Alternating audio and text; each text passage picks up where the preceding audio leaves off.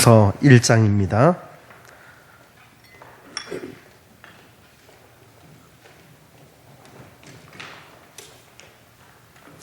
신약성경 328쪽에 있습니다. 제가 가진 성경은 신약성경 328쪽에 있습니다.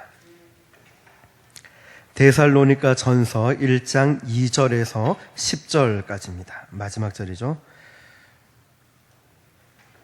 데살로니가 전서 1장 2절에서 10절 한 절씩 나눠 읽고 마지막 절을 함께 읽겠습니다. 우리가 너희 모두로 말미암아 항상 하나님께 감사하며 기도할 때 너희를 기억함은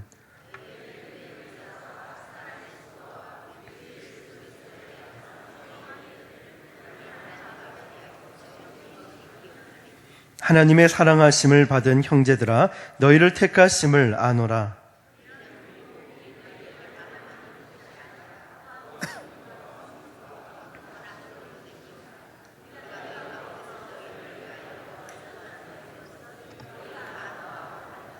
또 너희는 많은 환난 가운데서 성령의 기쁨으로 말씀을 받아 우리와 주를 본받은 자가 되었으니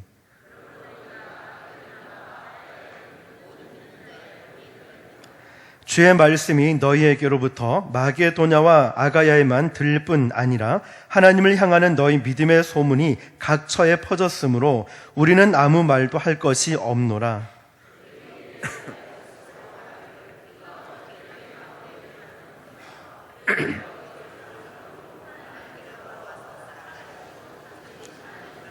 함께 읽겠습니다. 또 죽은 자들 가운데서 다시 살아나신 그의 아들이 하늘로부터 강림하실 것을 너희가 어떻게 기다리는지를 말하니 이는 장래의 노하심에서 우리를 건지시는 예수시니라. 아멘. 할렐루야. 주님의 이름으로 사랑하고 축복합니다. 우리 한번 앞뒤 좌우를 보면서 이렇게 나눕시다. 주 안에서 사랑합니다. 한 번 더 축복합시다. 오늘 큰 은혜 받읍시다. 오늘 다시 복음 앞에 벌써 6번째 시간을 통해서 이렇게 말씀을 전했습니다. 오늘도 데살로니가에 전한 이 복음에 대해서 은혜를 나누고자 합니다. 2007년 7월은 아마도 한국 교회 선교 사상 가장 잔인한 해로 기억될 것입니다.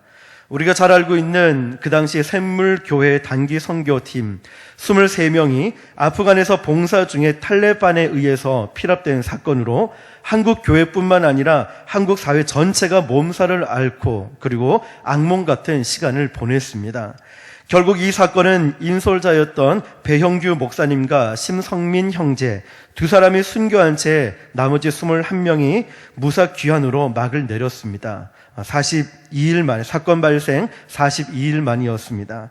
이 사건은 여러 가지 면에서 한국 교회로 하여금 단기 선교에 대해서 다시금 돌아보는 사건이었습니다.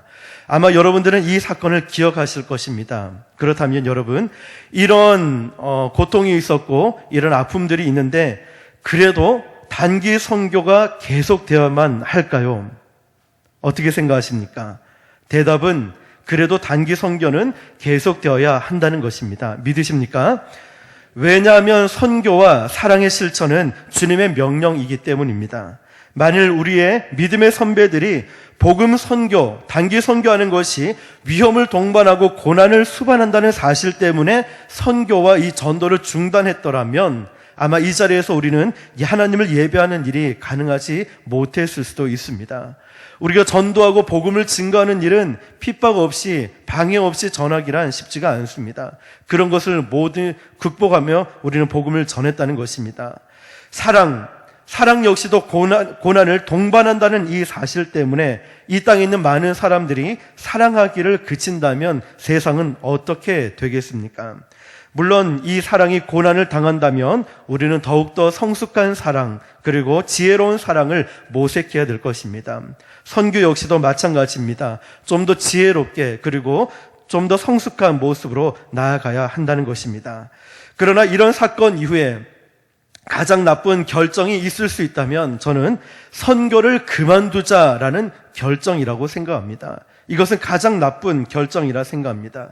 우리는 아프간 피랍 사건을 통해서 그리고 우리 교회가 10년을 넘게 꾸준히 일본 선교를 가고 있습니다. 일본의 폭염과 방사선의 위험이 있음에도 불구하고 선교를 그만두자라는 결정하지 않고 꾸준하게 계속해서 선교할 수 있다는 것은 정말 하나님께 저는 감사를 드리고 있습니다. 또한 우리 가정과 곧 설 명절로 인해 만나게 될 친척들에게도 복음 전하는 것을 절대로 중단해서는 안 됩니다. 물론 때와 상황에 맞게 지혜롭고 성숙한 선교와 전도를 우리는 고민해야 할 것입니다. 데살로니가 전서에 나온 이 전서는 바로 단기 선교의 결과라는 것을 여러분 기억하시길 바랍니다. 우리가 일반적으로 1주에서 2주, 때로는 2년에서 3년 정도의 선교를 단기 선교라고 합니다. 그런데 사도 바울은 제2차 전도 여행 중에 AD 52년경에 데살로니가에 도착해서 3주간에 걸쳐서 복음을 전했다라고 누가는 기록하고 있습니다. 사도행전 18장 1절에서 2절을 보니까 그들이 암비볼레와 아볼로니아로 다녀가 데살로니가에 이르니 거기 유대인의 회당이 있는지라 바울이 자기의 관례대로 그들에게 들어가서 새 안식일의 성경을 가지고 강론하여 새 안식일이니까 바울이 데살로니가에 가서 최소 3주간 머물렀다는 것입니다. 그러나 이런 단기 선교에도 불구하고 오늘 본문 5절에 보니까 이 복음이 데살로니가의 도시에 말로만 전파된 것이 아니라 뭐라고 기록되어 있냐면 능력과 성령과 큰 확신으로 전해졌다고 합니다. 자, 그 결과가 8절에 보니까 세워진 데살로니가 교회 성도들의 이 믿음의 소문이 각처에 퍼졌다라고 기록하고 있습니다. 왜냐하면 복음이 말로만 전해진 것이 아니라 성령의 능력과 큰 확신으로 전파되다 보니까 이제는 8절에서는 이 믿음의 소문이 각처에 퍼져나갔다라고 기록하고 있습니다. 그렇다면 도대체 데살로니가에 전해진 이 복음은 어떤 복음일까? 저는 세 가지를 통해서 은혜를 나누고자 합니다. 첫 번째, 이 복음은 우상을 버리고 살아계신 하나님을 섬기게 하는 소식입니다. 우상을 버리고 살아계신 하나님을 섬기게 하는 소식입니다. 우리 9절 말씀을 함께 읽어봅시다. 9절 말씀 우리 자막에 나오죠. 시작. 그들이 우리에 대하여 스스로 말하기를 우리가 어떻게 너희 가운데에 들어갔는지와 너희가 어떻게 우상을 버리고 하나님께로 돌아와서 살아계시고 참되신 하나님을 섬기는지와. 자, 진정한 복음이 가져오는 첫 번째 변화가 무엇이냐면 우리가 우상을 포기하고 이제부터는 살아계시고 참되신 하나님만을 섬기게 된다는 것입니다. 믿으십니까? 복음이 내 심령 안에 또 우리 가운데 역사하게 되면은 하나님보다 더 사랑하고 하나님보다 더 의지하고 있던 이 모든 것을 사도 바울처럼 배설물로 여기고 오직 살아계시고 참되신 하나님만을 섬기게 된다는 것입니다. 우상의 존재가 무엇입니까? 우상은 죽어 있는 것입니다. 거짓된 것입니다. 우상의 본질을 가장 흥미롭게 해석해 놓은 시편 115편 3절에서 9절 말씀 보니까 우상에 대해서 이렇게 기록하고 있습니다. 오직 우리 하나님은 하늘에 계셔서 원하시는 모든 것을 행하셨나이다. 그들의 우상은 은과 금이요 사람의 손으로 만든 것이라. 입이 있어도 말하지 못하고 눈이 있어도 보지 못하며 귀가 있어도 듣지 못하며 코가 있어도 냄새 맡지 못하며 손이 있어도 만지지 못하며 발이 있어도 걷지 못하며 목구멍이 있어도 작은 소리조차 내지 못하느니라. 우상들을 만드는 자들과 그것을 의지하는 자들이 다 그와 같으리로다. 이스라엘아 여호와를 의지하라. 그는 너희의 도움이시오 너희의 방패시리로다. 아멘. 자, 여러분 이 말씀을 보십시오. 우상의 본질이 무엇입니까? 입이 있어도 말하지 못하고 귀가 있어도 듣지 못하고 눈이 있어도 보지 못하고 코가 있어도 숨도 쉬지 못하고 아무것도 할 수 없는 게 우상의 본질이라는 것입니다. 그런데 그런 우상들을 왜 의지하고 있느냐라는 것입니다. 이스라엘아 나의 백성들아 그렇다면 누구를 의지해야 되겠느냐 말하고 있습니다. 그러면서 우상을 의지하는 것이 아니라 여호와를 의지하라. 그가 너희의 도움이시고 너희의 방패시라 말씀하고 있습니다. 믿으십니까? 하나님만이 우리의 도움이시고 우리의 방패시고 우리를 지켜주심을 여러분 믿으시길 축복합니다. 그분에게 우리의 문제를 가지고 어려움을 가지고 고난을 가지고 나아가야 됩니다. 누구에게 나아갑니까? 하나님 아버지께 나아갑니다. 신약 성경에 보면 간질병에 걸려서 이 아이를 고치려고 하는데 제자들조차 고치지 못하고 있습니다. 그래서 이 아이를 데리고 누구에게로 갔습니까? 예수님에게로. 여러분, 이 예수님에게로 문제를 가지고 가는 이 순간이 바로 터닝 포인트라는 거예요. 저와 여러분의 모든 문제를 가지고 우상에게 내 방법과 경험으로 끝까지 고집 부리는 것이 아니라 그것을 가지고 예수님께로 나오는 그 순간이 변화의 시작이라는 것을 믿으시길 축복합니다. 그래서 데리고 예수께 가오니, 문제를 가지고 예수님께 가니까 해결되지 않습니까? 진작에 가지고 왔으면 좋을 텐데 왜 이렇게 고집이 센지 모르겠습니다. 저도 마찬가지고 우리가 신앙생활 하면서 오랫동안 신앙생활 하는데 고집이 세고 내 방법과 내 경험 때문에 이리저리 내 자신의 힘을 의지하고 세상 사람들을 의지하고 나는 이거는 할 수 있다라고 끝까지 고집 부리다가 결국엔 절망하는 그 순간이 있다는 것입니다. 하다 안 되니까 뭐라고 얘기합니까? 기도나 해보자. 뭐부터 해야 되겠습니까? 기도부터. 믿으십니까? 여러분, 어떤 어려움과 어떤 문제가 있을 때마다 물론 정확한 방법이 있겠지만 가장 먼저 주님께 기도할 수 있는 저와 여러분 되시길 주님의 이름으로 축복합니다. 그리고 그 문제를 가지고 예수님께 가는 것입니다.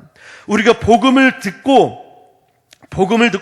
예수 그리스도를 선택했다라는 이것은 무엇을 의미하냐면 더 이상 죽어있고 거짓된 것을 섬기지 않는다는 것을 의미합니다. 내가 복음을 듣고 예수님을 의지한다는 것은 더 이상 우상에, 더 이상 거짓된 것에, 더 이상 죽어있는 것에 의지하지 않는다는 것입니다. 여러분, 그럼에도 불구하고 왜 사람들이 이 복음보다 예수님보다 왜 자꾸 우상들을 붙들고 사는 그 이유가 무엇이라고 생각하십니까?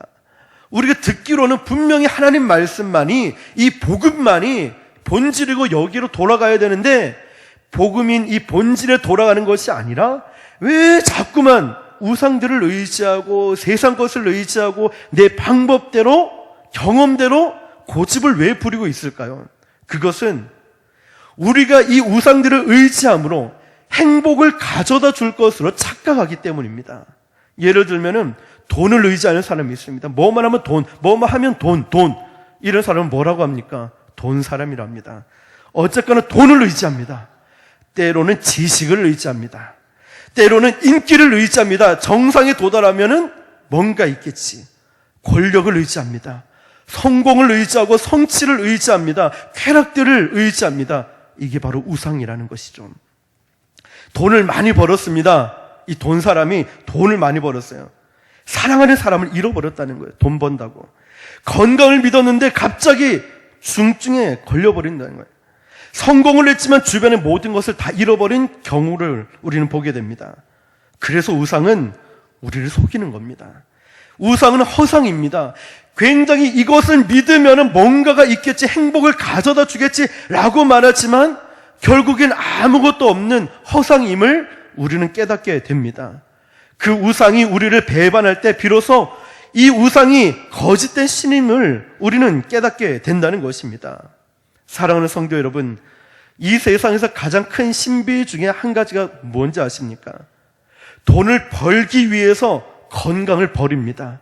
밤새 일을 하면서 몸이 아파서 병원 가고 밤새 일하고 열심히 일합니다. 돈을 벌기 위해서.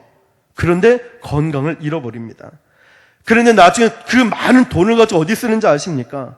건강을 되찾기 위해서 그 번 돈을 다 쓴다는 거예요. 돈 벌기 위해서 건강을 버리고 건강을 되찾기 위해서 번 돈을 다 쓴다는 겁니다.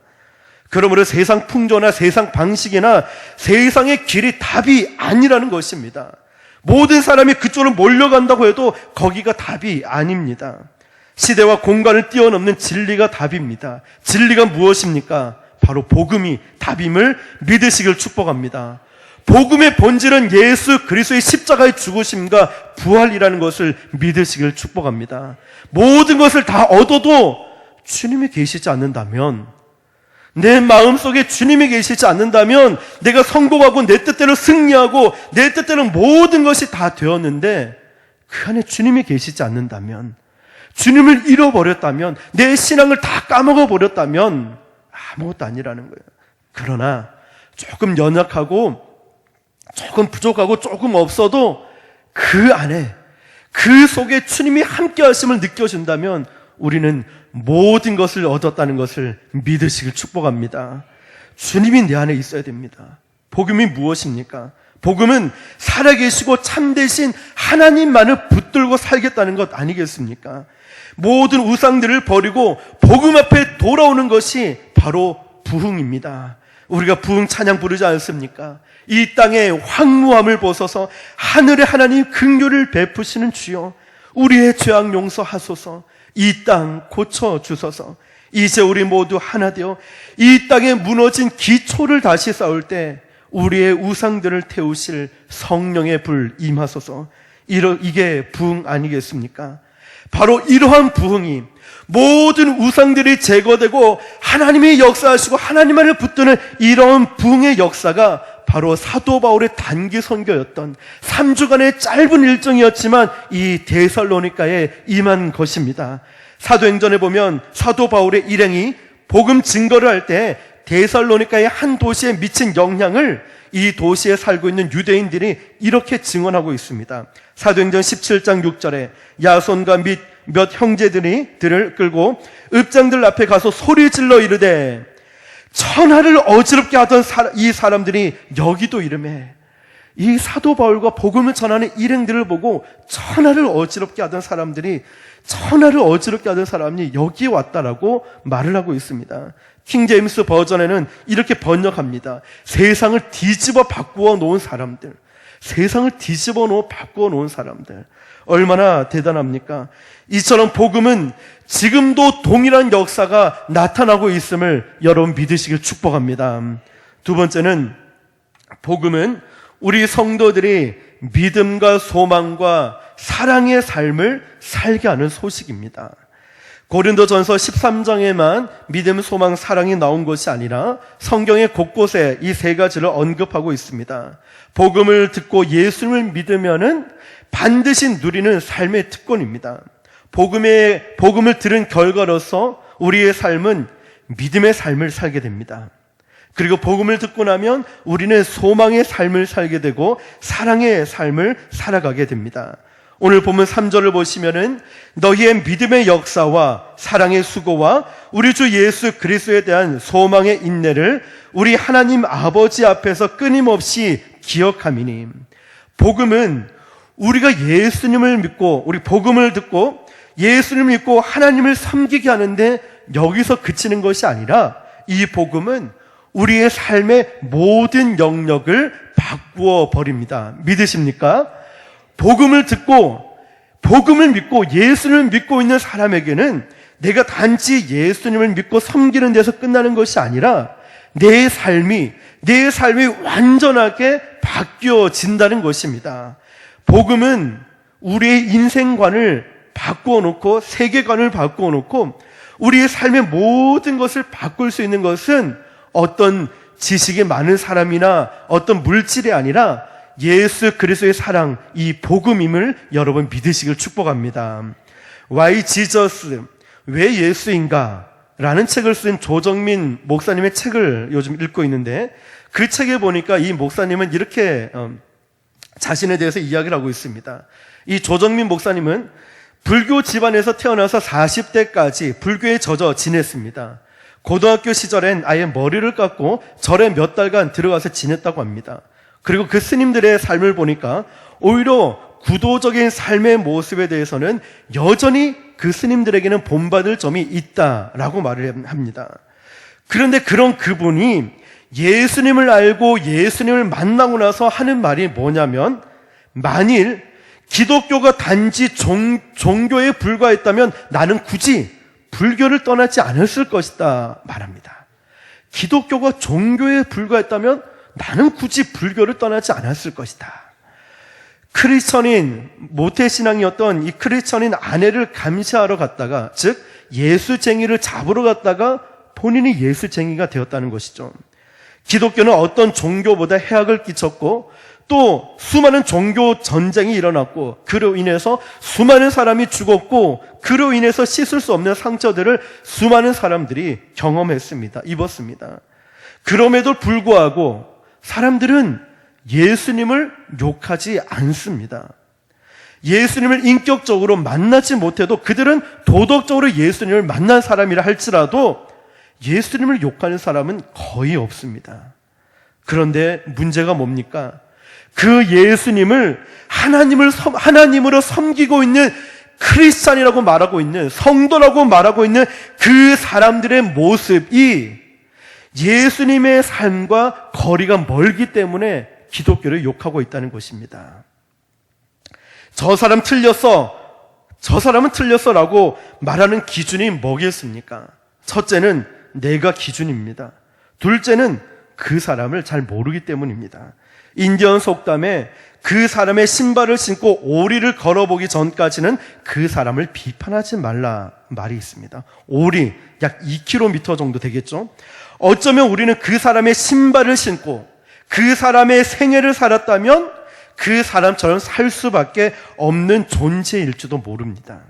내가 그 시간에 그 자리에 있지 않았다는 이유로 그 사람을 비판할 수 없다는 말입니다. 사랑하는 성도 여러분, 복음은 이처럼 우리의 삶의 모든 영역을 바꾸어 버립니다. 보다 구체적으로 이제 변화된 우리의 삶은 어떻게 변화가 됐느냐? 믿음의 삶을 살아가는 겁니다. 소망의 삶을 살아가고 사랑의 삶을 살아가게 됩니다. 그래서 여기 본문 3절에 보면은 믿음을 말할 때에 믿음의 역사를 말하고 있습니다. 믿음으로 산다는 것은 믿음으로 일한다는 것입니다. 믿으십니까? 여러분 이 믿음을 보십시오. 여러분의 신앙생활이 언제 돈이 많아서 일했습니까? 시간이 많아서 일했습니까? 재능이 많아서 일했습니까? 아니지 않습니까? 무엇으로 일했습니까? 믿음으로 일했습니다.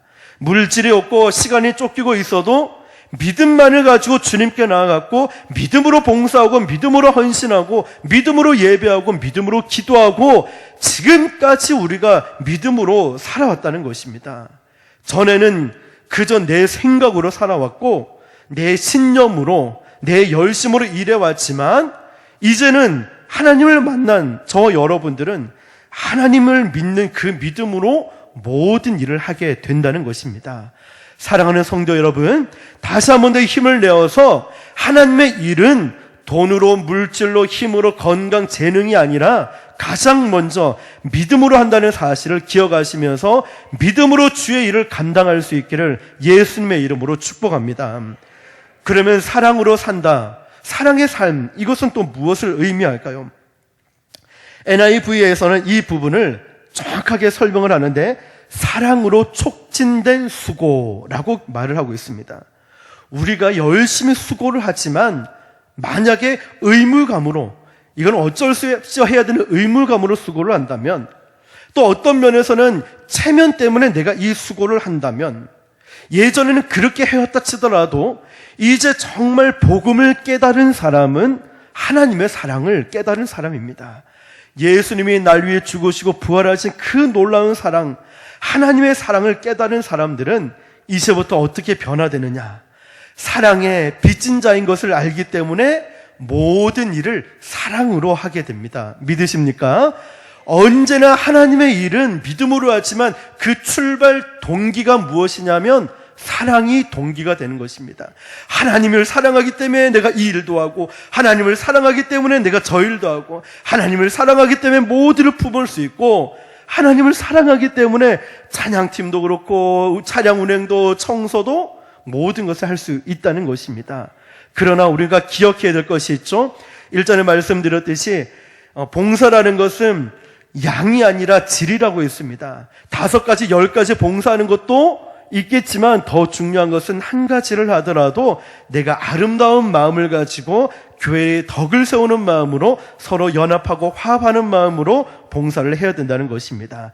양이 아니라 질이라는 것을 기억하시면서 모든 일에 사랑이 출발점이 될 수 있기를 예수님의 이름으로 축복합니다. 그래서 에베소서 4장 31절 이하에 보니까 이 사랑이 무엇인가, 사랑받은 자의 모습이 어떤 건가 기록하고 있는데 우리 조금 길지만 한번 같이 읽어봅시다.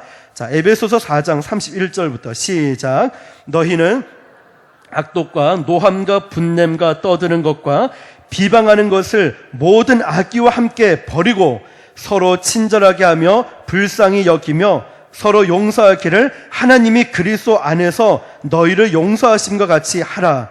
그러므로 사랑을 받는 자녀같이 너희는 하나님을 본받는 자가 되고 그리스도께서 너희를 사랑하신 것 같이 너희도 사랑 가운데서 행하라. 그는 우리를 위하여 자신을 버리사 향기로운 제물과 희생 제물로 하나님께 드리셨느니라. 아멘. 할렐루야. 예수님 사랑하시죠? 하나님 사랑하십니까? 하나님을 사랑하는 자녀답게, 그리고 그 사랑을 받은 자녀답게 서로 사랑하고 용서하고 품어주고 모든 일을 하라고 성경 말씀에 기록하고 있습니다. 그렇다면 우리가 어떻게 살아가야 되겠습니까? 하나님의 사랑을 받은 자처럼 사랑하고 또 용서하고 이해하고 그 사랑으로 모든 일을 하게 된다는 것입니다. 이것이 바로 변화가 일어난 것이죠. 하나님의 사랑을 받은 자는 이렇게 사랑하며 살아가게 된다는 것입니다. 사랑하는 성도 여러분, 사랑이 여러분 가운데 충만히 부어져서 여러분 가는 곳마다 만나는 사람들에게 이 사랑을 흘려보낼 수 있기를 예수님의 이름으로 축복합니다. 우리 한번 앞뒤 좌우를 보면서 한 번 더 정말 뜨겁게 사랑하는 마음을 가지고 서로 눈을 쳐다보면서 제가 주님의 이름으로 당신을 사랑합니다.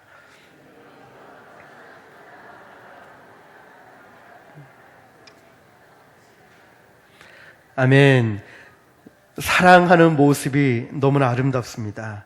자, 그리고 이제 소망의 인내를 갖습니다. 이제 복음을 경험하고 예수님을 만난 사람은 소망의 인내를 갖는데, 여기서 말하는 인내가 무엇이냐면 예수 그리스도에 대한 소망으로 감동을 받은 결과로서의 인내입니다. 예수님을 바라보고 예수님의 사랑을 경험하고 예수님에 대한 소망 때문에 맞아. 그래, 예수님 때문에, 예수님이 우리와 함께 하시지, 나와 함께 하시지. 이 예수님에 대한 이 소망 때문에 감동을 받아서 인내하며 이제 살아간다는 것입니다. 단순히 억지로 버티는 인내가 아니라는 거예요. 예수님이 다시 오시는 날에 이 모든 것을 바로잡아 주실 그 예수님을 믿기 때문에, 예수님이 이제 다시 오시는 그날에 모든 것을 회복시켜 주시고 모든 것을 온전케 해주실 그 주님을 믿기 때문에 인내할 수 있다는 것입니다. 그 소망 때문에 여전히 나는 부족합니다. 그렇지만 믿음으로 감당하고 믿음으로 일을 합니다. 여전히 부족하지만 하나님의 사랑을 받은 자로서 내가 사랑하고 사랑으로 수고를 합니다. 그리고 예수님을 생각하면서 모든 상황들을 믿음으로 인내하고 예수님에 대한 소망을 갖고 우리 안에 변화가 일어난다면 바로 복음을 받은 자의 모습입니다. 바로 이런 믿음으로, 그리고 예수님에 대한 다시 오심에 대한 소망으로, 그리고 사랑의 출발점에 대해서 수고하는 이 모습이, 변화된 모습이 바로 복음을 받은 자, 예수님이 내 안에 있는 사람의 변화된 모습이라는 것입니다. 이런 믿음의 삶, 소망의 삶, 사랑의 삶이 저와 여러분의 변화된 삶이 될 수 있기를 예수님의 이름으로 축복합니다. 복음은 우리를 이렇게 살게 합니다. 세상을 보십시오. 믿음이 상실됐습니다. 가족끼리도 믿지 못해요. 믿음이 상실된 이 시대, 그리고 참 사랑을 잃어버렸어요. 사람들 마음속에 분노가 가득 차 있어가지고 살인사건들, 얼마나 끔찍한 일들이 많이 일어납니까? 참 사랑을 잃어버린 시대, 그리고 희망이 없어서, 소망이 없어서 인생을 포기한 사람들을 보십시오. 이런 시대를 살아가는 저와 여러분들이 예수님을 믿음을 통하여서 이제 우리가 믿음으로 살아가고 참 소망 되신 주님을 바라보고 사랑하며 살 수 있다는 건 이것이 복음 아니겠습니까? 이 복음이 바로 데살로니가에 전해진 복음이고 짧은 기간이었지만 그 지역을 변화시킬 수 있는 능력의 복음이었습니다. 오늘 이 복음을 붙들고 사는 저와 여러분 되시기를 예수님의 이름으로 축복합니다. 마지막 세 번째입니다. 복음은 부활하신 예수 그리스도의 다시 오심을 기다리게 하는 소식입니다. 바울이 데살로니가에 전해서 이 전해진 복음이 무엇이냐면은 사도행전 17장 3절 보니까 핵심을 설명하고 있습니다. 뜻을 풀어 그리스도가 해를 받고 죽은 자 가운데서 다시 살아나야 할 것을 증언하고 이르시되 내가 너희에게 전하는 이 예수가 곧 그리스도라 하니, 복음의 핵심은 우리가 잘 알고 있듯이 예수 그리스도의 죽으심과 부활이었습니다. 예수님의 죽으심으로 우리가 죄 사함을 받고 예수님이 다시 사시는 이 부활로 우리가 새 생명 가운데 들어갈 수가 있습니다. 그러나 이 바울은 본문에서 데살로니가 전하는 메시지를 통해서 죽으심과 부활하심 뿐만 아니라 한 가지를 더 증거하고 있습니다. 예수 그리스도의 죽으심, 예수 그리스도의 다시 사신 부활뿐만 아니라 예수님의 다시 오시는 이 재림도 복음이라고 데살로니가에서 전하고 있습니다. 오늘 10절 말씀을 우리 함께 읽어봅시다. 시작. 또 죽은 자들 가운데서 다시 살리신 그의 아들이 하늘로부터 강림하실 것을 너희가 어떻게 기다리는지를 말하니 이는 장래의 노하심에서 우리를 건지시는 예수시니라. 아멘. 예수님의 다시 오시는 이 재림은 우리가 이 땅에서 끝날 때 궁극적으로 심판하시는 이런 심판에서 우리를 영원히 건져내시고 또 우리의 구원을 완성시키는 사건입니다. 십자가의 복음을 받아들였지만 여전히 세상에는 사단이 활동하고 죄악의 세력들이 흥황하는 이 세상에서 예수 그리스도를 믿는 우리는 살아가고 있습니다. 얼마나 고단하고 힘든 삶을 살고 있는지 모릅니다. 그런 우리에게 정말 힘들고 정말 지치고 고단하고 예수님 믿는 것이 왜 이렇게 힘이 듭니까? 라고 말하고 있는 우리에게, 우리가 너무 지쳐있고 힘들어 있는 저 여러분에게 예수님이 이 땅에 다시 오신다는 이 사실은 궁극적으로 우리에게 참 소망이 된다는 것입니다. 그래서 복음은 부활하신 그리스도, 살아계신 그리스도가 이 땅에 다시 오신다는 소식입니다. 사랑하는 성도 여러분, 그런데 문제는 이런 그 그리스도께서 다시 오시는 이 재림이 있는데 이 땅을 살아가면서 우리가 어떻게 기다리며 살아가야 되겠습니까? 예수님이 분명히 다시 오시는 이 재림 사건이 있을 텐데 그렇다면 저와 여러분들이 이 땅에서 어떻게 살아가야 되겠습니까? 이 당시 데살로니가의 성도들 가운데 예수님이 다시 오시는 이 재림 사건을 기다리기 위해서 이런 사람이 있었습니다. 일상의 삶을 포기해버렸어요. 그리고 사람들에게 왜 일을 하지 않고 왜 열심히 충성하지 않고 봉사하지 않냐라고 물어보면 뭐 예수님이 다시 오실 거니까, 그러니까 이게 핑계가 된 거예요. 도피하고 일하기 싫은 이유가 예수님이 뭐 곧 다시 오실 건데 재림하실 건데 이러면서 자신의 일상을 포기해버렸다는 거예요. 해야 될 일을 하지 않았다는 것입니다. 이것이 과연 옳은 것이겠습니까? 예수님의 재림은 맞는데 정말 내 일상의 삶을 포기하고 아무것도 하지 않는 게 옳은 것이겠습니까? 교회에 어려움이 있고 아픔이 있고 개인적으로도 고통스러운 일들이 있을 것입니다. 그렇다고 정말 모든 것을 내려놓고 사명을 내려놓고 해야 할 일을 하지 않고 아무것도 하지 않는 것이 정말 옳은 결정이겠습니까? 사도 바울은 이런 성도들을 향해서, 데살로니가에 있는 이런 성도를 향해서 데살로니가 후서 3장 10절에 이렇게 말하고 있습니다. 누구든지 일하기 싫거든 뭐라고 합니까? 먹지도 말게 하라. 이게 바로 그들을 꾸짖는 말이라는 거예요. 예수님의 다시 오시는 재림은 우리의 소망이 맞다. 근데 일도 하지 않고 맡긴 일 충성도 하지 않고 봉사도 아무것도 하지 않고 모든 것을 도피하고 있는 너희들의 모습이 옳은 모습이냐? 일하기 싫거든 먹지도 말라. 꾸짖고 있는 말입니다. 재림의 소망을 가진 사람일수록 어떻게 살아가겠습니까? 예수님이 다시 오시는 이 소망을 붙들고 있는 사람일수록 정말 어떻게 우리의 인생을 살아가겠습니까? 날마다 이 삶을 믿음으로 살아가는 거예요. 돈과 내 가진 재능, 내 인간적인 방법이 아니라 믿음으로 일을 하고 믿음으로 순종하고 믿음으로 하나님 일을 하는 것입니다. 그리고 소망, 참되신 주님을 바라보고 그리고 사랑의 수고를 통하여서 이 땅에 살아가면서 당당하게 살아가야 된다는 것을 믿으시길 축복합니다. 이렇게 당당하게 살아갈 수 있는 것은 궁극적으로 우리가 믿음으로 살아가면은 주님이 우리 천국 갔을 때 오실 때에 상급을 주시잖아요. 우리가 사랑의 수고를 하면 사람들이 못 알아줄 수 있습니다. 우리 주님은 알고 계시잖아요. 우리 주님은 내가 얼마나 수고하고 헌신하고 섬기는지 우리 주님은 알고 계시잖아요. 내가 얼마나 믿음으로 예배드리기를 힘쓰고 있는지 우리 주님은 알고 계시잖아요.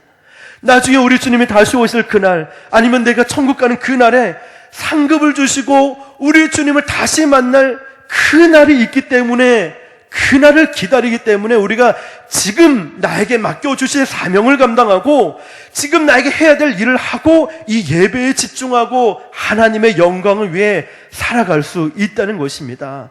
사랑하는 성도 여러분, 주님이 다시 오시는 그날이 있기 때문에 지금의 상황이 어떻든지 간에 이 상황을 박차고 일어나서 믿음의 주요 온전케 하신 예수님을 바라보고 주님 앞에 충성할 수 있기를 예수님의 이름으로 축복합니다. 탈레반에 잡혔을 때 인솔자였던 배형규 목사님은 한두 사람이 분명 죽을 거라고 예견을 하고 이렇게 말을 했습니다. 이들은 자신들의 협상을 유리하게 끌고 가기 위해서 우리 중에 한두 사람을 죽일지도 모르겠습니다. 아마도 선전 효과를 높이기 위해서 비디오로 촬영을 하면서 총살을 할 것입니다. 그때는 제가 먼저 앞장서겠습니다. 그리고 나는 그들에게 하나님의 사랑을 전하겠습니다. 그리고 그들에게 예수님 믿고 구원 받으라고 나는 말하겠습니다. 그때 이 배형규 목사님보다 나이가 많은 유경식 전도사님, 지금 목사님 되셨는데요, 이 유경식 전도사님이 이렇게 말했습니다. 목사님, 순서를 바꾸시지요. 저는 이제 살 만큼 살았습니다. 그때 배형규 목사님은 이렇게 대답합니다. 어디 전도사가 목사자를 넘봅니까? 여러분, 내가 죽는 상황이에요. 내가 죽는 상황. 그런데도 이렇게 말을 할 수 있다는 거예요. 내가 손해보고 내가 인생을 모든 것을 가족들도 다 기다리고 있을 텐데 포기하고 이런 말을 할 수 있다는 게요, 얼마나 대단합니까? 저는 어차피 나이 들면은 선교지에서 여생을 마칠 생각을 하고 있습니다. 내가 먼저 앞장서겠습니다. 죽을 각오, 아니 죽었잖아요. 순교했잖아요. 먼저 그렇게 말했다는 겁니다. 한편 8월 13일 날 탈레반의 2명의 여자를 먼저 석방하기로 했을 때에 이지영 자매는 자신이 먼저 나갈 수 있음에도 불구하고 김경자 자매를 먼저 가도록 양보를 했습니다. 이 광경은 탈레반까지도 감동을 시켰고 이 소식을 전해들은 다국적 군인들은 나중에 전원 석방이 이루어졌을 때 다른 사람을 살리기 위해서 자리를 양보한 이지영 자매가 누구인가 서로 보고 도대체 어떤 사람이 자기가 살 수 있는 기회를 다른 사람에게 양보할 수 있지? 이러면서 이지영 자매를 찾아갔다고 합니다. 그리고 한국군 준장이었던 전인범 준장을 통해서 이 양보했던 이지영 자매에게 찾아가서 사랑과 존경의 뜻으로 목걸이를 선물했다고 합니다.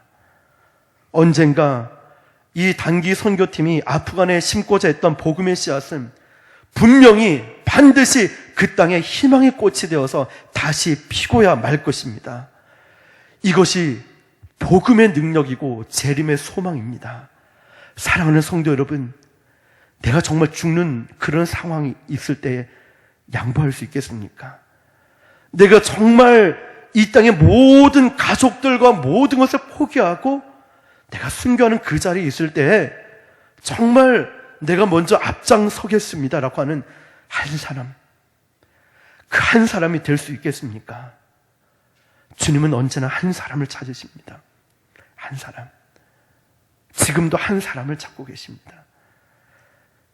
이 동일한 복음이 데살로니가에 전해지고 이 도시를 바꾼 것입니다.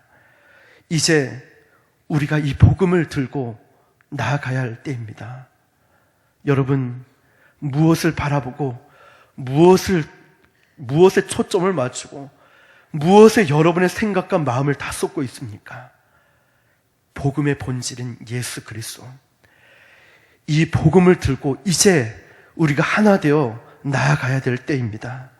먼저는 우리 가족에게, 남편과 아내와 자녀들, 그리고 곧 설 명절에 만날 우리 친척들, 그리고 우리의 이웃들에게 이 복음을 전해야 됩니다. 사랑하는 성도 여러분, 그리고 지금 저와 여러분의 앞에 있는 성도들을 한번 바라보십시오. 우리의 가족입니다.